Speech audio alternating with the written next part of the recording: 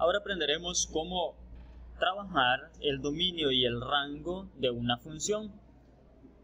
Para eso vamos a tener en cuenta, partiendo de este ejercicio, tenemos la gráfica de la función x al cuadrado menos 1. Sabemos que cuando este término independiente, en este caso es menos 1, la gráfica del origen la va a tener en ese punto, porque ese es el corte. Este término independiente representa el corte en el eje Y. Y la gráfica se abre hacia arriba porque está positiva, es decir, la parábola se abre hacia arriba porque la función es positiva. Eso lo sabemos desde la interpretación gráfica de una función, desde la interpretación de la función. Entonces, vamos a ver ahora el dominio. ¿Cuál es el dominio para esta función? El dominio, vamos a tomar en cuenta o como referencia los valores del eje X del plano cartesiano. Recordando, el eje X es el que acaba de mostrarse, el horizontal es el eje X. Entonces, para yo reconocer o saber cuál es el dominio de esta función, lo único que tengo que hacer es en el eje X trazar líneas verticales. Es decir, trazo estas líneas y veo cómo en cada punto la gráfica se toca con la línea.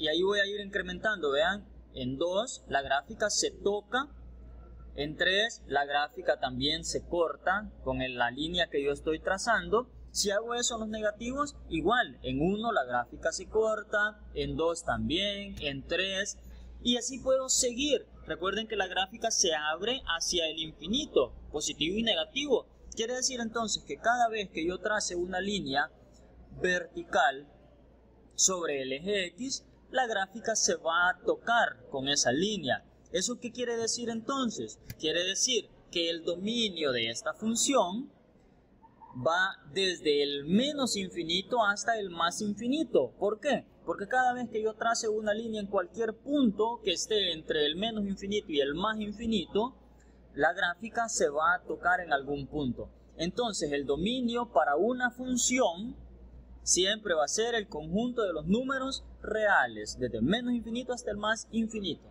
Ahora vamos con el rango de la misma función. El rango de esta función, ahora me interesan los valores, o vamos a tomar como referencia el eje Y en el plano cartesiano, es decir, el eje Y, el que acaba de marcarse, que es el eje vertical. Entonces, ¿en qué consiste ahora? Que yo voy a trazar líneas horizontales en el eje Y para ver cuáles son las líneas que se tocan con la gráfica. Por ejemplo, empiezo, obviamente el punto de origen es un punto de corte, es decir, que se toca con la gráfica.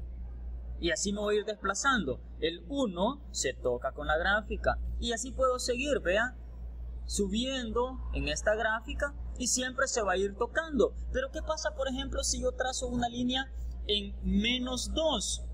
Acá, una línea horizontal en menos 2. Esa línea no va a tocar en ningún momento la gráfica.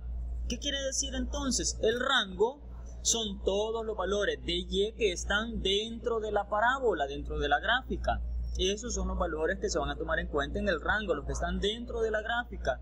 Si la línea queda fuera de la gráfica, no se toma en cuenta. Quiere decir entonces que para esta gráfica, el rango va desde menos 1, que es el origen, cerrado en menos 1, porque se está tomando en cuenta, hasta el infinito positivo, porque la gráfica va a seguir creciendo hacia el infinito positivo. No me importan los números que están abajo de menos 1. ¿Por qué? Porque no se tocan con la gráfica. Por tanto, no quedan dentro del rango de esta gráfica.